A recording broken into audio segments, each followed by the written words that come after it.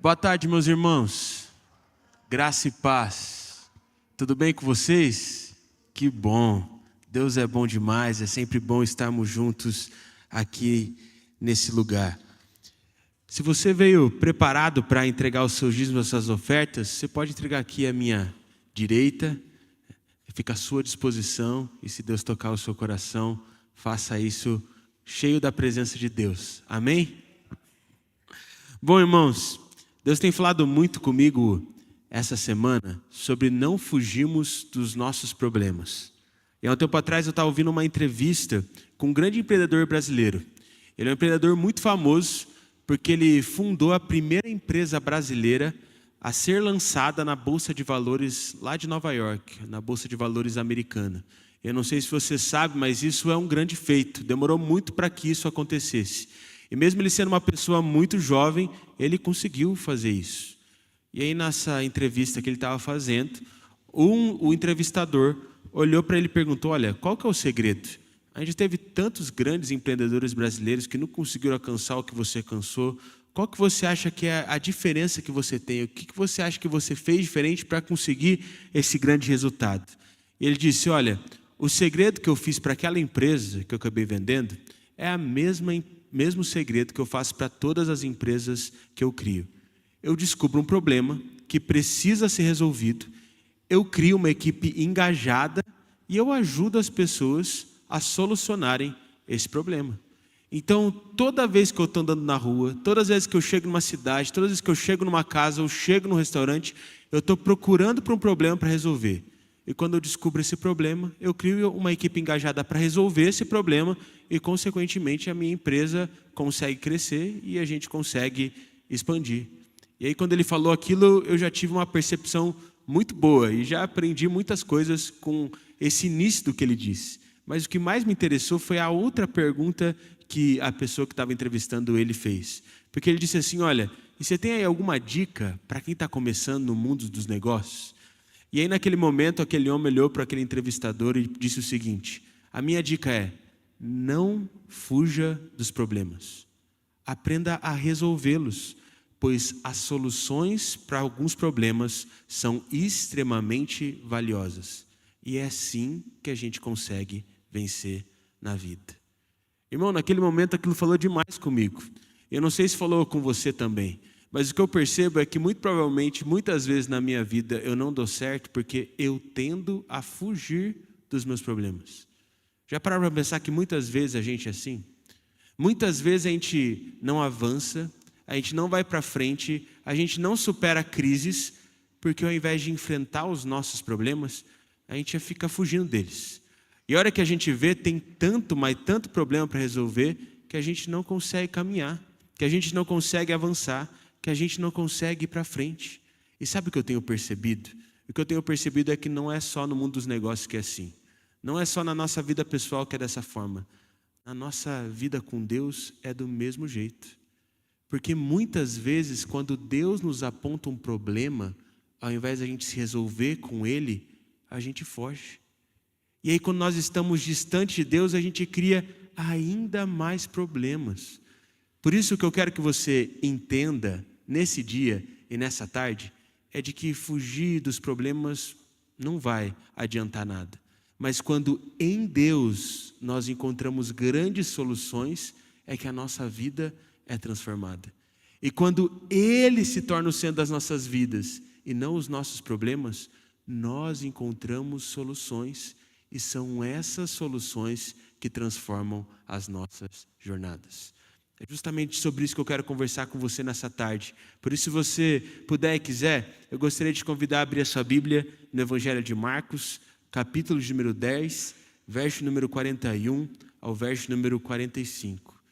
Queria mandar um abraço especial para o presbítero Morosini, que deve estar me assistindo dessa vez. Para os irmãos que não sabem, eu tenho rinite.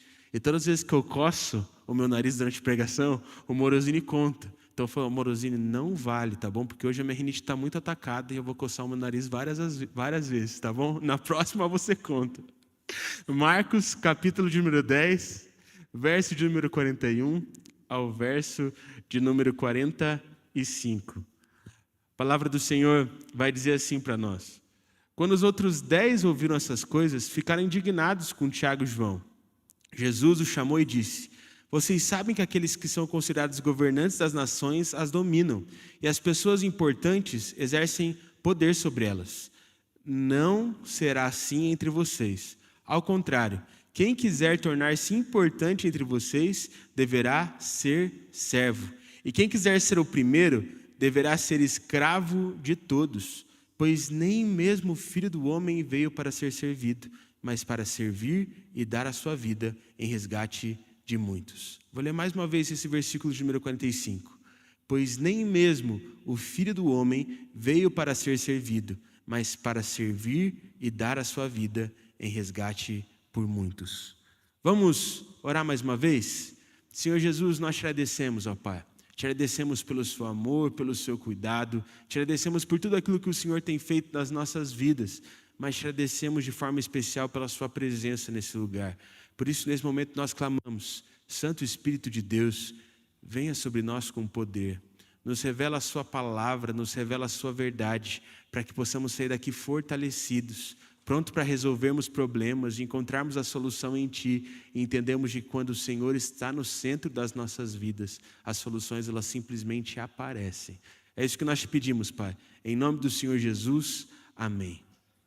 Para a gente entender o que nós lemos, nós primeiro precisamos entender o contexto do que estava acontecendo aqui. Jesus estava começando a dizer para os discípulos do Evangelho de Marcos que ele tinha que morrer e ressuscitar, e depois que ele viria para estabelecer o reino de Deus. E aí tiveram 2 irmãozinhos ali que ficaram um pouco animados com isso e começaram a perguntar para o Senhor Jesus. Até mesmo a mãe de um deles perguntou se eles poderiam se sentar à direita de Jesus quando esse reino se estabelecesse. Ou seja, os discípulos eles estavam disputando para perceber ou para saber quem se sentaria ao lado de Jesus na glória. E aí quando Jesus percebe que os discípulos estão começando a disputar por posições, ele fala isso para eles. Eu acho tão bonito aqui porque Jesus, nesse momento, ele diz que não é sobre a posição em que nós estamos ou que nós estamos ocupando, mas sobre aquilo que o nosso coração demonstra. E aí Jesus se coloca como exemplo. Jesus disse: olha, eu vim ao mundo como homem. Eu sou filho de Deus, mas vim ao mundo como homem. E eu estou vivendo aqui não para ser servido, não para ter os meus problemas solucionados, mas para servir ao próximo e solucionar o problema do outro. Eu não me importo com a posição que eu estou ocupando, mas sobre quem eu estou servindo. E muitas vezes a nossa vida não vai para frente porque a gente se vê como discípulos. A gente se preocupa demais com a posição em que a gente está ocupando. A gente se ocupa demais com a forma como as pessoas estão nos vendo. A gente se preocupa demais com aquilo que está acontecendo na nossa vida. Mas Jesus aqui nesse texto diz que o segredo não é se importar tanto conosco, com a nossa posição, com aquilo que está acontecendo com a gente, mas sobre olhar para o outro e servir. Jesus nos ensina aqui de que mais importante do que controlar é servir o próximo. O que a gente percebe no início desse texto é de que Jesus fala como as coisas acontecem no mundo. E aí depois ele começa a apontar como as coisas seriam no reino. E no versículo de número 43 ele diz de forma bem clara: não será assim entre vocês. Quem quiser se tornar importante deverá ser servo. E sabe o que eu tenho percebido nessa caminhada, meus irmãos? É de que quanto menos eu me importo comigo, mais importante eu me torno para tornar as coisas melhores. E eu me torno alguém melhor. Há um tempo atrás eu estava assistindo uma pregação de um pastor norte-americano. E ele disse que ele foi em uma conferência sobre pregação. E ele disse que uma coisa muito importante para você pregar melhor é você receber o feedback das pessoas que te ouviram. Então ele começou a perguntar para as pessoas da igreja como era a comunicação dele. Eu não tenho muita coragem de fazer essa pergunta não, né? Porque vai que chove crítica, vai que eu vou ficar cabisbaixo, né? Mas aquele pastor ele chegou para um dos presbíteros da igreja dele e perguntou para ele: olha, o que você acha da minha comunicação? Você acha que eu sou um bom comunicador? E aí, naquela hora o presbítero olhou para ele e disse assim: olha, pastor, em relação à comunicação na hora do culto, você é o melhor pregador que eu já vi. Naquela hora o o pastor ficou todo cheio de si, né? Encheu o peito, melhorou a postura, deu aquele sorrisão de orelha a orelha. Mas, não sei se vocês percebem, sempre tem um mais. Todas as vezes que a pessoa te elogia demais, vai ter um mais depois. Você é uma das piores pessoas para se comunicar individualmente com a gente. E aí aquele pastor que estava todo assim, ficou tipo, ei, rapaz do céu, não precisava, né? Podia ter deixado só a primeira parte desse discurso aí. Ele começou a falar, sabe por quê, pastor?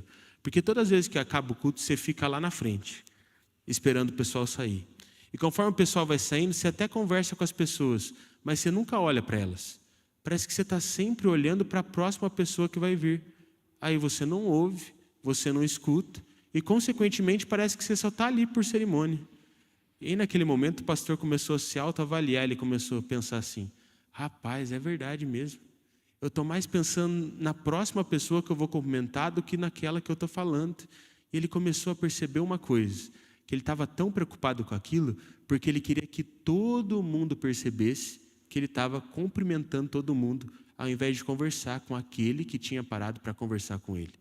Ele começou a perceber que ele tinha se tornado um comunicador ruim, porque ele estava se importando mais com o que as pessoas estavam enxergando do que com aquilo que ele estava fazendo e com a pessoa que ele estava se comunicando.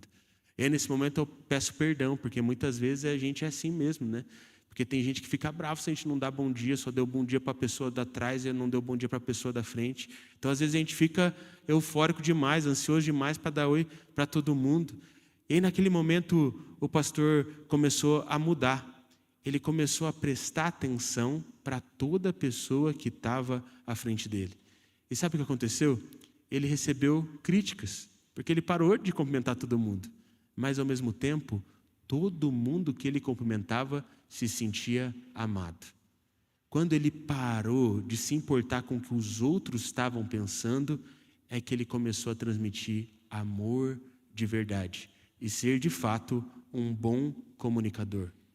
O que eu aprendo com isso é de que a verdadeira alegria, ela vem quando a gente larga o desejo de ser o centro das atenções, de todo mundo gostar da gente, e quando a gente passa a olhar para o outro como se o outro fosse mais importante que a gente.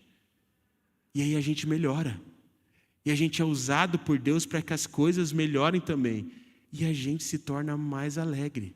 A alegria, ela não vem quando a gente tem tudo, quando tudo está sob o nosso controle, mas quando a gente usa o que tem para servir o próximo.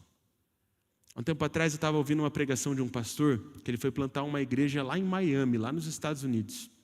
Ele disse que quando ele chegou em Miami, a igreja que ele estava alugou um lugar para que ele pudesse morar com a sua família, mas o lugar estava assim completamente destruído. E lá nos Estados Unidos é muito difícil, é muito caro você contratar pedreiro, né? Então ele pegou o melhor pedreiro que ele conhece, o pai dele do Rio de Janeiro, pagou uma passagem e os dois reformaram a casa juntos. Ele disse que foi uma loucura, porque ele já tinha algumas filhas pequenas e tinha que consertar as coisas muito rápido. E teve um momento em que eles foram pintar o quarto das filhas. E a filha estava toda animada, né? Já eram umas 10 horas da noite, ela falou, pai, posso ajudar você? Ele falou, filha, nem pincel a gente tem. Deixa que eu e vovô fazemos isso, você fica aí assistindo, ou vai dormir que já está tarde demais. Mas a menina ficava lá na porta, querendo ajudar de tudo que é jeito. E ela falava assim, pai, deixa eu ajudar, por favor. E o pai falava, não, filha, você já está com roupa para dormir, você vai ficar toda suja, já falei para você, não tem pincel para você ajudar, nem se você quisesse, nem se eu quisesse, você poderia ajudar. E ela ficava lá, só admirando, descobrindo qual que ia ser a cor do quarto dela. Até que passou uns 15 minutos, e a filha trouxe assim, uma escova de dente e falou, olha pai, agora eu tenho um pincel para te ajudar a pintar. Você não vai me deixar pintar mesmo? E aí o pastor falou assim, que ele não queria deixar ela ajudar, porque ele sabia de que, na verdade, ela não ia ajudar. Ela só ia fazer mais sujeira. A coisa só ia ficar mais difícil porque ela estava ali. Ela estava tão ansiosa que ela ia derrubar as coisas. Mas naquele momento que ele viu a vontade que a menina estava de servir, ela falou, então vem, filha. E naquele momento ela pintou, e pintou mais o chão do que a parede, porque ela sujou tudo. Mas ele estava tão feliz por ver a filha dele alegre. E aí naquele momento ele sentiu Deus falando com ele. Ele disse assim, meu filho, é assim que eu me sinto quando você faz a minha obra. Eu faria muito melhor sem você, mas ver você com a sua capacidade pedindo ajuda para mim, para que a minha obra seja realizada, é o que me traz felicidade. E sabe o que muitas vezes acontece com a gente? A gente é um monte de gente com uma escovinha de dente, tentando pintar uma parede gigante. E Deus está olhando para nós e dizendo assim: meu filho, o mais importante não é o que você tem nas suas mãos e o que você pode controlar. O mais importante é quando você decide fazer do meu jeito. E quando você decide fazer do meu jeito, você pode ter até só um pincel, mas eu vou te usar para que a minha glória se manifeste na sua vida. Sabe por quê? Porque o mais importante não é ter todas as coisas feitas do nosso jeito. O mais importante é ser como uma criança nas mãos de Deus, porque é assim que a alegria flui nos nossos corações. Feliz não é aquele que se serve primeiro e que tem todas as coisas feitas para si. Feliz é aquele que se coloca por último. E é isso que Jesus diz lá no versículo de número 44. Quem quiser ser o primeiro, deverá ser o escravo de todos. E aí Jesus mostra aqui para nós, mais uma vez, de que não é sobre você ficar esperando por algo do outro. Não é você ficar esperando para que o outro resolva o seu problema, mas é você servir ao outro, para que o outro seja encontrado pelo amor de Deus. Há um tempo atrás eu fui numa reunião de pastores que teve aqui em Curitiba. Eles estavam divulgando um evento que vai acontecer dia 31 de janeiro. E a ideia é eles terem 5 estádios ao redor do Brasil, clamando pela nossa nação, clamando por avivamento 12 horas seguidas. E um desses estádios vai ser aqui em Curitiba. E aí o pastor que estava apresentando o evento, disse que teve um dia que ele chegou em casa e ele estava totalmente revoltado com a situação do país. Ele viu uma notícia, ele viu algo que tinha acontecido, ele falou: rapaz, como que Deus permite com que essas coisas aconteçam? E ele disse que ele chegou em casa e ele começou a orar assim, falou: Deus, por favor, Senhor, me mostre o que eu posso fazer para mudar a situação do meu país. Ele pensava que Deus ia falar para ele escolher alguma pessoa na igreja dele para se candidatar para vereador. Ele achava que ele tinha que fazer um culto gigantesco para que muitas pessoas aceitassem Jesus. Mas sabe qual foi a resposta de Deus? Ele falou: ore. Então beleza, vou orar. Mas não quero que você ore assim. Eu quero que você pegue o nome de 3 vereadores. Eu quero que você pegue o nome de todos os senadores que representam o seu estado. Eu quero que você pegue o governador, o prefeito, o presidente e ore por cada um deles. Ele disse: tá bom, vou fazer isso. Ele separou lá a lista. E no outro dia ele começou a orar. Ele escolheu os 3 vereadores que eram os vereadores que ele gostava, que tinham a mesma ideologia. Ele olhou para o governador, e para o governador foi fácil orar, porque o governador tinha o mesmo pensamento político que o dele. O problema foi quando chegou nos senadores, que ele começou a falar: Deus, esse aqui eu não gosto. Esse aqui eu não votei, esse aqui não. E Deus falou: ore para que eu possa abençoar a sua nação.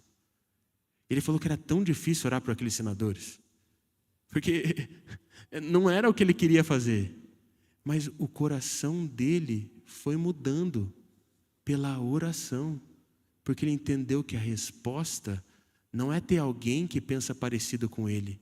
Ele entendeu que a resposta é quando Deus encontra pessoas que estão dispostas a receber do amor dele e transmitir para o outro o mesmo amor.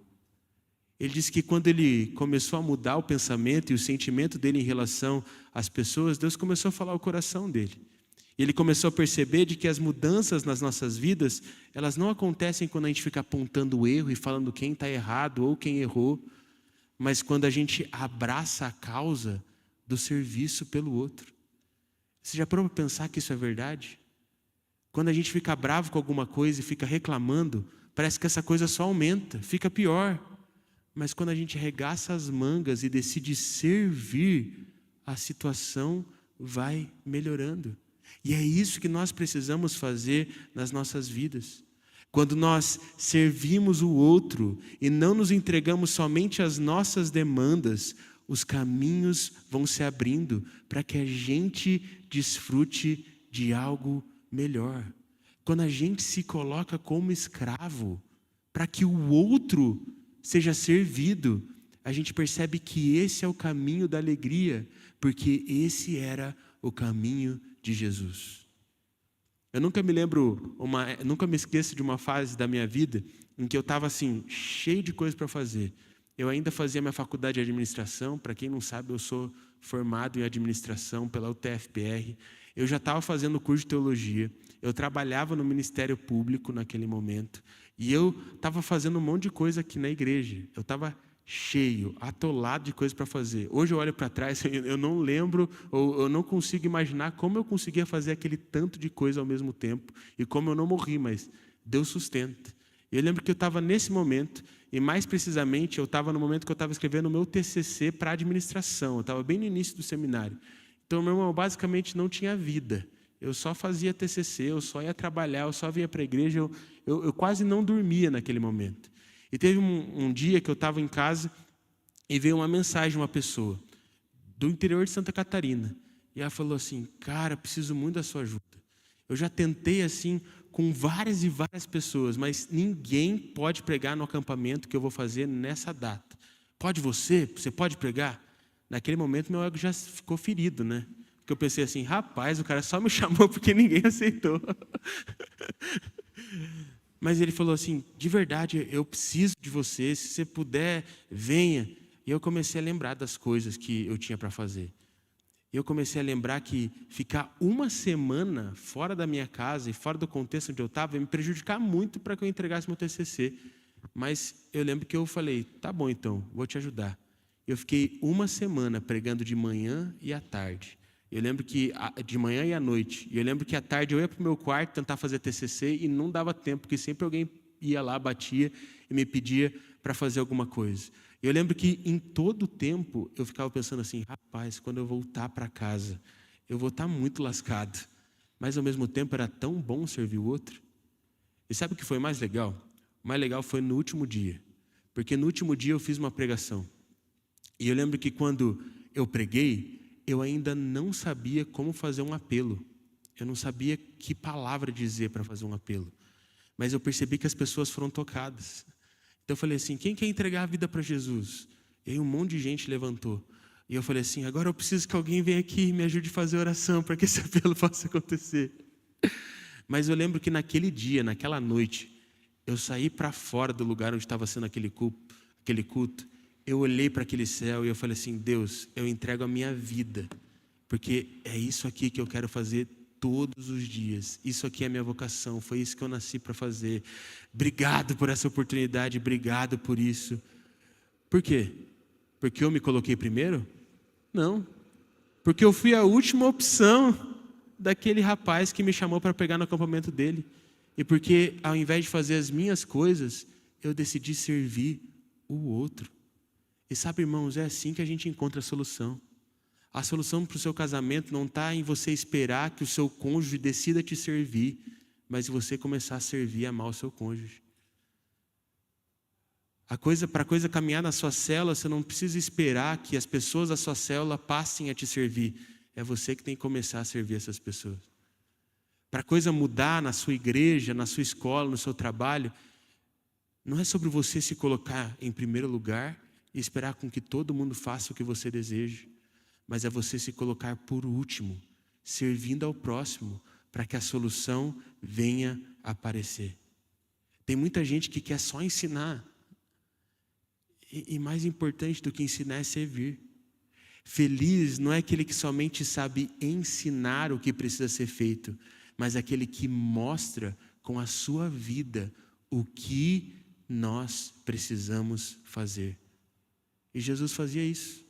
É por isso que lá no versículo de número 45, ele vai olhar para os discípulos e falar, nem mesmo o Filho de Deus, ou seja, eu veio ao mundo para ser servido, mas para servir e dar a sua vida pelo resgate de muitos. E sabe o que tem acontecido hoje em dia? Muitas pessoas têm seguido o modelo errado, ao invés de seguir o modelo para Jesus, o modelo de Jesus. Por isso, meu irmão, não viva intensamente seguindo os modelos errados, senão você vai se dar mal. E como tem gente querendo ser servida, e como tem gente querendo ser o primeiro, E como tem gente querendo ser aquele que mais aparece, meu irmão, esse é o caminho que vai te levar à destruição. Siga o modelo de Cristo, porque é o modelo de Cristo que nos traz verdadeira vida. Eu lembro que eu estava discipulando um menino, na época ele devia ter uns 18, 19 anos, e ele tinha uma grande influência na vida dele, ele tinha uma grande inspiração, que era o primo dele. E o primo dele inspirava muito ele a prestar concursos públicos. E aí o primo dele falava mais do que isso. Olha, para prestar um concurso público, nem faculdade você precisa fazer. Faculdade é perda de tempo. Ele falava umas coisas assim, olha, se você quer mesmo ser alguém bem-sucedido, você não tem que ficar fazendo essas coisas simples. Você tem que tentar aprender uma coisa mais complexa. Na escola você não vai aprender coisas complexas. Nem ligue porque o seu professor está falando. E sabe o que tem acontecido? Isso é uma realidade bem visível na geração Z. Não sei se você sabe, mas a geração Z está cada vez mais interessada em faculdade. A geração Z está cada vez mais despreocupada em procurar um emprego mais cedo. E é por isso que tem muito pai descabelado por aí. E eu lembro que eu queria olhar para aquele menino e falar que o primo dele estava errado, mas sem ao mesmo tempo falar isso. Eu queria que ele descobrisse isso pela própria vida. E eu falei assim, tá bom, fulano, vou fazer uma coisa. Olha para a vida do teu primo. Teu primo tem um emprego? Não, ele não tem emprego, ele só está estudando para passar no concurso, tem 10 anos. Eu falei, então, ele não tem um emprego. Você acha que o teu primo é feliz? Ele falou assim, eu não sei se meu primo é feliz, né? Porque ficar 10 anos desempregado deve ser muito difícil, deve ser muito complicado. Então eu falei, tem mais do que isso. Você queria daqui 10 anos olhar para você e ver que você tem uma vida igual ao seu primo? E ele disse, não. Eu falei, obrigado, Espírito Santo, o caminho está aberto. E eu disse assim, por que você está seguindo o exemplo dele então? Naquela hora aquele menino abriu os olhos assim e falou, rapaz, verdade. Eu estava sendo influenciado porque o discurso dele era muito bonito. Era um discurso muito legal, mas que não trazia vida de verdade. E sabe o que tem acontecido muitas vezes conosco? A gente está se entregando a ensinamentos, a gente está se entregando a vozes que não são nem parecidas com a voz do Senhor Jesus. E quando a gente faz isso, a gente se perde. Porque ao invés de servir ao outro, ao invés de solucionar problemas, a gente fica esperando os problemas serem solucionados. E aí o que acontece? A gente se perde, porque a gente se afoga na bagunça que a gente criou. Resolver os seus problemas é a melhor solução para resolver os problemas do mundo. E é isso que Jesus estava querendo dizer. Jesus está falando assim, olha, não se importe em ter o seu problema resolvido pelo outro. Resolva os seus problemas e ajude a resolver os problemas das outras pessoas. Porque então vocês serão solução. Foi isso que eu fiz. E muitas vezes a nossa vida, ela não está caminhando na direção correta, porque ao invés de a gente resolver os nossos problemas com Cristo e ser solução para o problema dos outros, a gente está fugindo da solução que é Jesus e a gente está entregando soluções erradas para as pessoas que estão ao nosso redor. Prometo que é a última história que eu vou contar. Eu lembro que teve uma segunda-feira e que, se acredite se quiser, eu tinha acabado de sair da academia, eu tinha ido para a frutaria comprar fruta. Meu irmão, fui eu que fiz isso mesmo. Se você quiser, tem câmera, posso provar. Eu lembro que eu tinha saído da academia e estava saindo da frutaria cheio de fruta assim na sacola, cheio de fruta na mão. E teve uma mulher, não vou falar o nome dela, que ela veio pedir dinheiro para mim. Eu falei, dinheiro eu não posso dar, mas se você quiser eu posso comprar uma comida para você, pode ser. Só não pega as minhas frutas, que tá cara a maçã, tá R$12 o quilo. Tô brincando, não falei isso para ela não. Mas eu falei assim, eu posso comprar alguma coisa se você quiser. Só que naquela hora eu percebi que ela estava alcoolizada assim. Eu lembro que a gente entrou lá no mercado, ela pegou lá umas coisinhas e ela pegou uma coca. Ela ainda perguntou para mim, posso pegar uma coca? Eu falei, rapaz, nem eu estou tomando coca. E a mulher pediu uma coca. Eu falei, não, pai, pode pegar, mostrar o amor de Jesus para essa mulher. E eu lembro que eu passei ali no caixa, paguei. E a hora que a gente estava indo embora, eu falei assim, olha, eu posso orar por você? E ela falou, pode, com certeza. E eu comecei a orar por ela. E quando eu comecei a orar por ela, ela começou a chorar muito na oração. E quando ela Quando eu disse o amém ali e acabei a oração, ela começou a contar um pouco da vida dela. E ela disse assim, eu era cristã, eu ouvia a palavra de Deus, eu seguia Jesus, mas o problema é a minha mãe. Minha mãe se envolvia com vários homens, e é por isso que eu me envolvo com vários homens também. Minha mãe era alcoólatra, e é por isso que eu sou alcoólatra também. Minha mãe terminou a vida dela na rua, e é por isso que agora eu estou na rua também. E naquele momento eu queria dizer, não é por causa da sua mãe. Não é por conta das coisas que a sua mãe fez, ou por quem a sua mãe é ou era. É porque talvez você está colocando a solução dos seus problemas na mão de outras pessoas, sendo que a única solução é Cristo Jesus. Naquela hora eu falei isso, não falei de uma forma tão direta, mas ela se sentiu muito tocada. Eu apontei para a nossa igreja, falei, olha, eu sou da igreja da Torre Branca, e um dia eu espero que você vá lá. A gente tem culto toda terça-feira às 3 horas da tarde. A gente tem culto também todo domingo às 10h30, porque lá você vai encontrar Jesus, e só Jesus é a solução dos seus problemas. Até hoje essa mulher não veio para o culto. Eu oro para que um dia ela venha. Mas sabe o que eu percebo? Eu percebo que muitas vezes nós sabemos exatamente qual é o caminho. Nós sabemos exatamente qual é a solução. Mas ao invés de vivermos essa realidade, ao invés de fazermos isso, a gente foge. Por isso, meu irmão, talvez você fique bravo comigo, porque é mais um pregador jogando na sua cara a verdade que precisa ser ouvida. Mas a solução só está em Cristo Jesus. E quando a gente para de querer buscar ser servido e passa a servir o outro em Cristo, por amor, é que a gente encontra a solução nas nossas vidas. É que a gente se torna alegre.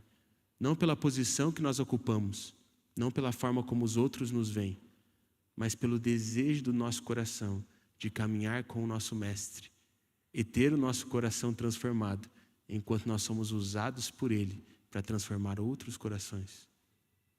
Esse é o caminho, porque só Ele é o caminho, a verdade e a vida. Vamos orar? Feche seus olhos, baixe sua cabeça. Talvez o Senhor tenha falado com você através dessa mensagem. Talvez você tenha percebido assim, rapaz, eu estou reclamando muito e fazendo muito pouco. Talvez Deus tenha falado com você e você tenha percebido que você está se colocando no centro, que você está se colocando em primeiro lugar, ao invés de se colocar por último. Talvez você tenha percebido que você está buscando demais ser servido e muito pouco servir. Se esse é o seu caso, eu queria que você colocasse as suas mãos para frente, como se fosse receber algo do Senhor. Eu quero orar pela sua vida. Amém. Glória a Deus. Admiro você pela sua coragem. Senhor Deus Pai, nós te agradecemos, Senhor. Te agradecemos pelo seu amor, pelo seu cuidado e por tudo aquilo que o Senhor tem feito nas nossas vidas. Eu te agradeço em especial, Pai, porque eu sei que o seu Santo Espírito tocou corações nesse dia. Por isso eu oro, Pai, para que esses meus irmãos não possam mais fugir dos seus problemas, mas para que eles possam encarar os problemas com o Senhor. Que ao invés de esperar por terem os seus problemas resolvidos, que eles sejam aqueles que busquem resolver os seus problemas e ajudar os outros a resolver os seus também. Eu oro, Pai, para que o seu Santo Espírito venha sobre cada um e para que a gente não tenha a mesma dúvida dos discípulos e que a gente não fique se importando demais com a nossa posição, mas que a gente se importe simplesmente com uma coisa: o seu amor sendo transmitido através das nossas vidas. Porque quando nós vivemos desse jeito, para qualquer problema que a gente venha encontrar, nós iremos encontrar uma solução. Abençoa esses meus irmãos, Pai. É isso que eu te peço, em nome do Senhor Jesus. Amém.